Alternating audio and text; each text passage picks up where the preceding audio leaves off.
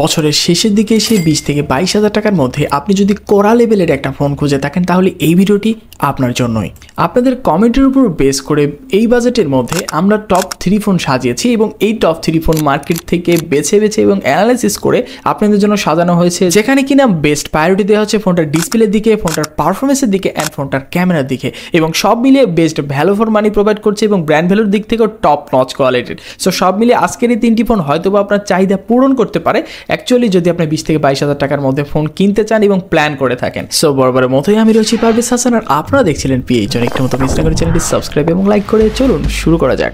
Recently launch করে দেওয়া Symphony পক্ষ থেকে সিম্ফনি হেলিও 90 যা 19,999 টাকা এই ফোনটা লঞ্চ করে দিয়েছে খুবই রিজনেবল প্রাইসে, এবং যা অফার করছে জাস্ট মাইন্ড ব্লোয়িং। অল্প বাজেটের মধ্যে এত সুন্দর কনফিগারেশনের ফোন কিন্তু খুব একটা বেশি দেখা যায় না, যাতে কিনা 8GB র্যাম এবং 128GB স্টোরেজ রয়েছে। মিডিয়াটেকের G99 এর মতো প্রসেসর রয়েছে, যার ফলে আপনি multimedia consume day to day task মোটামুটি দুর্দান্ত গেমিংও করতে পারবেন, কারণ মিডিয়াটেকের G99 মোটামুটি অনেকটাই অপটিমাইজ একটা চিপসেট। আমরা কিন্তু মিড রেঞ্জের ফোনগুলোতেও ম্যাক্সিমাম ফোনেই এই ধরনের চিপসেট দেখে থাকি, তো হেলিও 90ও কিন্তু আমাদের সেই আশাটাই পূরণ করেছে। আই থিঙ্ক আপনাদেরকে মোটামুটি একটা দারুণ একটা পারফরমেন্স প্রোভাইড করতে পারবে এই ফোনটার পারফরমেন্স সেকশন। এই ফোনটার ডিসপ্লে সেকশনও কিন্তু একদম ফাটাইয়া দিছে, কারণ এই ফোনটাতে অ্যামোলেড ডিসপ্লে 120 হার্টজ রিফ্রেশ রেটের 6.7 ইঞ্চির একটা বড় সড়ো ডিসপ্লে প্রোভাইড করছে, এবং ডিসপ্লেটা দেখতে জাস্ট এক কথায় অসাধারণ। Corning gorilla fibre protection, full HD plus resolution display, এবং চিন অ্যান্ড বেজেল এরিয়া বা স্ক্রিন টু বডি রেশিওটা খুবই ন্যারো রাখা হয়েছে। পাঞ্চল কাটআউটের ডিসপ্লে থাকার কারণে খুবই সিমেন্টিক লাগছিল ফোনটার ডিসপ্লের category. So 120 hertz refresh rate এবং অ্যামোলেড ডিসপ্লে আপনার কন্টেন্ট ওয়াচিং এর ক্ষেত্রে একটা এক্সট্রিম লেভেলের ফিল দেওয়ার চেষ্টা করবে। ওয়েট, এই ফোনটার ক্যামেরা কিন্তু খুব খারাপ না। 64 মেগাপিক্সেলের মেইন শুটার রয়েছে, 2 মেগাপিক্সেলের একটা ম্যাক্রো এবং 0.8 মেগাপিক্সেলের একটা ডেপথ সেন্সর। সো মেইন ক্যামেরাতে আপনি মোটামুটি ভালো ভালো পিকচার ক্যাপচার করতে পারবেন। আপনার মনে হয় যে 20,000 টাকার মধ্যে খুব একটা খারাপ মনে হবে না। আই থিঙ্ক এই ফোনটার ক্যামেরা আমার কাছে যথেষ্ট ভালো লাগে যদি আপনি বাজেটে চিন্তা করেন, এবং সেলফিতেও কিন্তু আপনি 32 মেগাপিক্সেলের ক্যামেরা পাচ্ছেন, এবং এই দুইটা ক্যামেরা দিয়ে কিন্তু আপনি 4K না 2K রেজুলেশনের ভিডিও করতে পারবেন।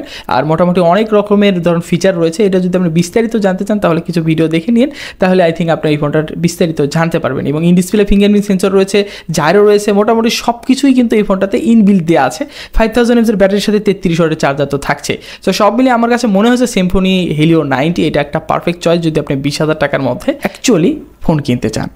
ওয়েট, এই ফোনটা যদি আপনার পছন্দ না হয়ে থাকে তাহলে আপনাদের জন্য অপশন কিন্তু রয়েছে। যাদের বাজেট একটু বাড়াতে পারবেন তারা কিন্তু চাইলে নাথিং এর CMF ফোন 1 এই ফোনটা আপনি চাইতে তালিকা রাখতে পারেন, কারণ এই ফোনটা দেখতে খুবই চমৎকার এবং বেশ কাস্টমাইজ করে এই ফোনটা ইউজ করে দেয়। যারা আসলে দেখা যাচ্ছে বারবার ক্যাচিং চেঞ্জ করে করে ফোন কিনতে ইউজ করতে চান, তো তাদের জন্য এই ফোনটা কিন্তু বেশ আদর্শ একটা চয়েস, কারণ এই ফোনটার ডিজাইনটা খুবই চমৎকার লেভেলের, এবং এই ফোনটার পারফরমেন্সও কিন্তু খুব একটা হতাশজনক নয়। এই ফোনটাতে কিন্তু আপনি অ্যান্ড্রয়েড ভার্সন 14 রান করছে। নেক্সট আপনি ফোনটাতে কয়েকটা আপডেটও পাবেন। এছাড়াও এই ফোনটাতে কিন্তু মিডিয়াটেকের Dimensity 7300 এই চিপসেটটা দেওয়া আছে, এবং এটা হচ্ছে যদি আপনি বলেন যে 22 থেকে 23,000 টাকা প্রাইসের মধ্যে একটা বেস্ট পারফরমেন্স ওয়ালা একটা বেস্ট চিপসেট, আপনি যদি পারফরমেন্স সেন্ট্রিক কাস্টমার হয়ে থাকেন আই থিঙ্ক আপনাদের এই ফোনটার পারফরমেন্স নিয়ে কোনো রকম কমপ্লেন থাকবে না। যদি আপনি গেমিং করেন তো সেক্ষেত্রে পাবজি বলেন, ফ্রি ফায়ার বলেন, এবং মোটামুটি হাই গ্রাফিক্সের গেমগুলো মোটামুটি স্মুথলি চালাতে পারবেন।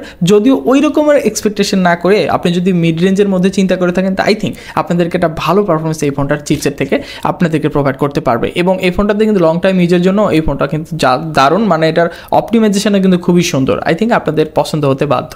এছাড়াও ডিসপ্লে সেকশনে কিন্তু AMOLED display 120 hertz refresh rate এবং HDR10+ এর সাপোর্ট পাচ্ছেন, এবং সর্বোচ্চ 2000 নিট পর্যন্ত পিক ব্রাইটনেস পাচ্ছেন, ডিরেক্ট সানলাইটেও এই ডিসপ্লে দেখতে আপনার কোনো রকম প্রবলেম হবে না। এছাড়াও ফোনটাতে কিন্তু ইন ডিসপ্লে ফিঙ্গারপ্রিন্ট সেন্সর রয়েছে, অলওয়েজ অন ডিসপ্লের সাপোর্ট পাচ্ছেন, এবং স্ক্রিন টু বডি রেশিও মোটামুটি খুবই ন্যারো রাখা হয়েছে, যার ফলে আপনার কাছে খুব একটা খারাপ লাগবে না এই ফোনটার। কন্টেন্ট ওয়াচিং এর ক্ষেত্রে অ্যামোলেড ডিসপ্লে হওয়ার কারণে দেখতে কিন্তু খুবই পাঞ্চি লেভেলের আপনি পিকচার পাবেন। তো এক কথায় এই ফোনটার ডিসপ্লে সেকশন আপনাকে মুগ্ধ করতে বাধ্য।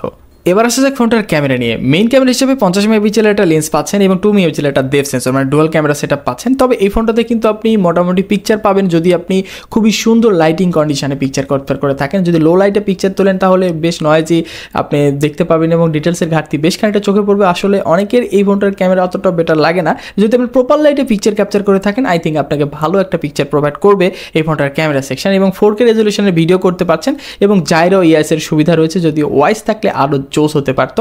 তবে আপনি ভিডিও সেকশানে বেশ দারুণ একটা স্টেবিলাইজেশন পাবেন, তবে এখানে কিন্তু 1080-তে পাচ্ছেন, 4K-তে কিন্তু কোনো স্টেবিলাইজেশন পাচ্ছেন না। এবং 16 মেগাপিক্সেলের সেলফি ক্যামেরা রয়েছে, এটা মোটামুটি কাজের। সো আই থিঙ্ক আপনাদের ক্যামেরা অ্যালগরিদম মোটামুটি ভালো লাগবে, এবং সব মিলিয়ে মোটামুটি আমার কাছে যথেষ্ট ভালোই লেগেছে এই ফোনটার প্যাকেজ। এবং এই ফোনটাতে কিন্তু 5000 mAh ব্যাটারির সাথে 33 ওয়াটের চার্জার রয়েছে, এবং এটাতে কিন্তু রিভার্স চার্জিংয়ের সিস্টেমও পাচ্ছেন। তো সব মিলিয়ে আমার কাছে এই ফোনটা একটা ভালো প্যাকেজ মনে হচ্ছে। আপনাদের কাছে কেমন লাগছে অবশ্যই জানাতে বলবেন না। সো বর্তমান সময়ে আরেকটা ফোন রয়েছে যা 20 থেকে 22 হাজার টাকার মধ্যে যাদের বাজেট হয় তারা অ্যাকচুয়ালি এই ফোনটা দেখেই ফেলেছেন, মানে গ্যালাক্সি M35।